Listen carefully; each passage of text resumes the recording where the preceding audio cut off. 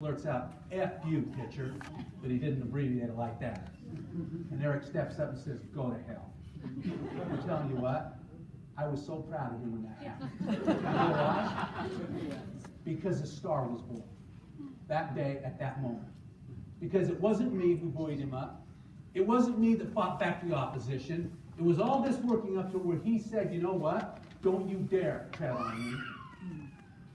I know who I am and what I'm going to do. That's what you and I need to do. Because you're going to get tread on. You're going to get stepped on. And if you cower, the quality of your life diminishes. But if you stand up and be who you should be, and don't take crap from people, then you grow into it, and it starts to feel pretty good. Well, that was the start of what became an unbelievable thing. Arguably the best high school career of any pitcher here in this state. You know, just because of where he fit in all the categories. But I think at that moment, and the moment you saw in the video, were two important moments. That he had to stand alone and do it, and we have to do the same. Does that make sense? This same kid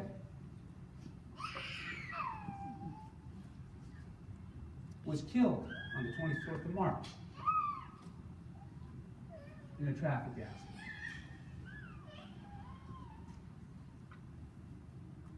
My message is don't text. All it takes is a second. And don't get me wrong, this is tragic. In private moments, I could probably share with you what's happened to our family over the last 7 months, but I can just tell you point blank. It's hell on earth. It was hell on earth. Like you can't even believe. Some of the stuff the opposition can throw at you when you're weakened can scare you to death. But we power through it. And I'm telling you what, this situation here will be a positive. That I promise you. Because what's taking place here was not meant to destroy any of us. It's meant to strengthen us. And I mean you too. Who is Eric? Let's play this video, if you will. As you can. Ready? 1, 2, 3. Holy crap. That's Eric. You know, people think, oh, he's the big stud baseball player. That's not him. This is a kid that we go to a family event, he'll be cordial to the adults, say hi to the kids his age, and he goes with the little kids. And he spends time with them because he knows they're the ones who want the attention. They're the ones that he can have an impact with, and that's where he spends his whole time. Be the best dad in the world. Okay? But his calling is a higher one. Being a pro baseball player or even a dad, or any of that stuff. And so you look at this, and this is interesting because this is something that he internalized. This is something if you internalize will serve you well in this business.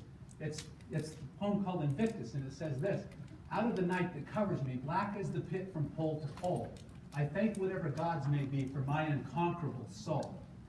In the fell clutch of circumstance, I have not winced or cried aloud. Under the bludgeonings of chance, my head is bloody but unbowed. Beyond this place of wrath and tears looms the horror of the shades, and yet the menace of the years finds and shall find me unafraid.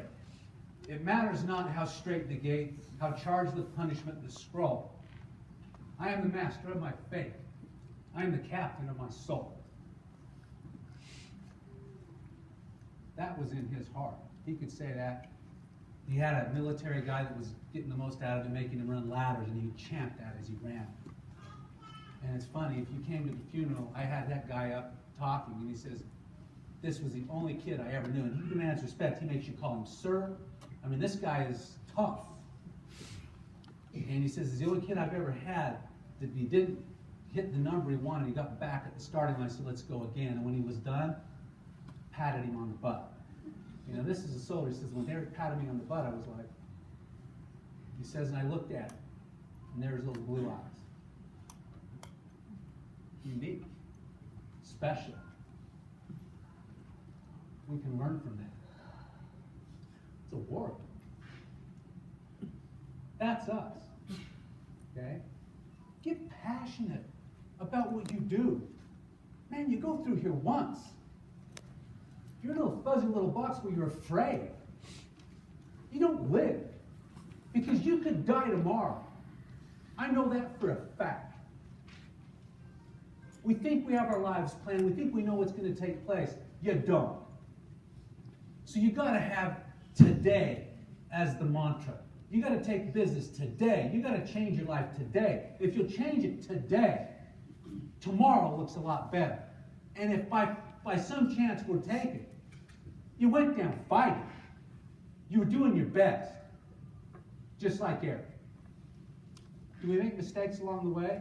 Count on it. We're going to fail, you better believe it. But it's not in failure or mistakes, it's about your heart. Are you willing to get up?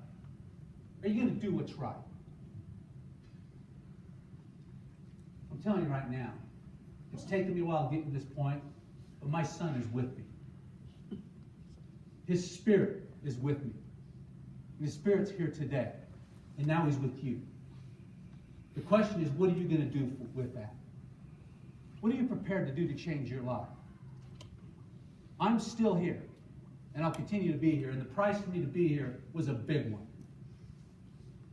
And I'm happy to pay. What are you willing to pay? What are you willing to do? Because there's going to be a pain, and there's going to be a requirement for you to have success. And I know there's many people in the room that have suffered the kind of loss I have. I know it. Because everywhere I go, people come up after we talk about it. Loss is part of life. But it's not meant there to destroy you. It's there to strengthen you. And if you can empower others and change the world in the process, then so be it. Not everyone has to do that. That's my mission. And he is with me. Don't waste a day. Change your life. Do it now. Thank you.